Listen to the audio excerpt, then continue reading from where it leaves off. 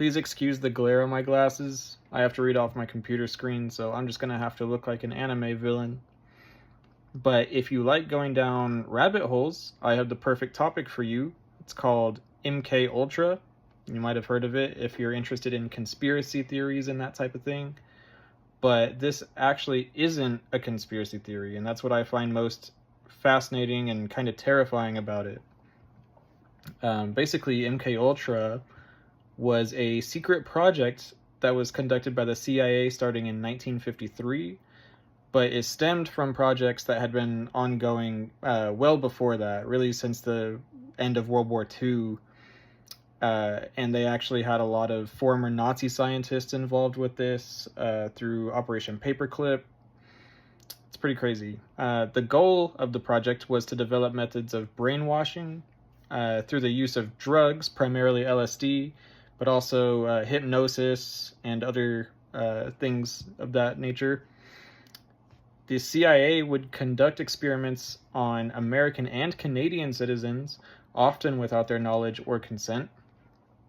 One such experiment was ironically named Operation Midnight Climax because the CIA set up a brothel in San Francisco where they would secretly dose visitors and try to get them to confess personal information. It was all just an experiment because what they really wanted to use this on was alleged Soviet spies. So they would literally have CIA operatives sleep with unknowing subjects and dose them with LSD and try to get them to confess all their darkest secrets. But they would also conduct experiments on their own people. They would experiment on CIA personnel, on military personnel, pretty much anybody. One case was Frank Olson, who was a biochemist working for the Army, who was involved in Operation MKUltra, and he was dosed with LSD without his knowing to be experimented on. And shortly after that, he resigned from his position because he morally objected to what they were trying to do there. And then shortly after that, he mysteriously died of suicide from when he jumped out the 13th floor of the hotel that he was staying at. And that's been hotly contested since, as you might imagine. But there's also a lot of famous people that were associated with MKUltra. Some of the confirmed test subjects include Ken Kesey, the author of One Flew Over the Cuckoo's Nest, and also Robert Hunter, the singer-songwriter for the band Grateful Dead, which was huge at this time, very big with the hippies, which we'll talk about more here in a minute. But there's also some big names that have been alleged to have been involved with the project, namely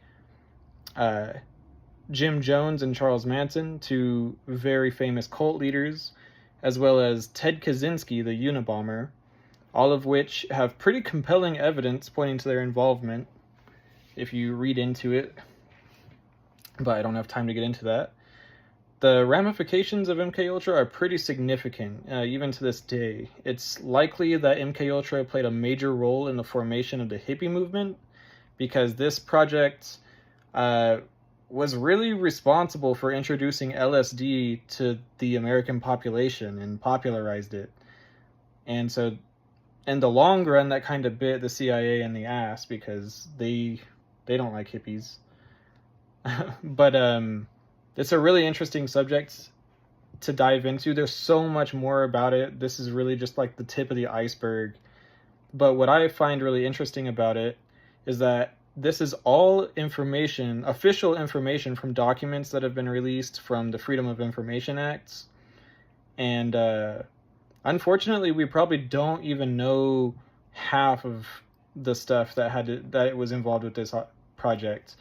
Because when Congress started investigating it in 1973, the director of the CIA at the time, Richard Helms, ordered that all documents related to it be destroyed. So what we know is from some of the few surviving documents, but also testimony from people that were involved in the project. So we probably don't even know the worst of it, unfortunately.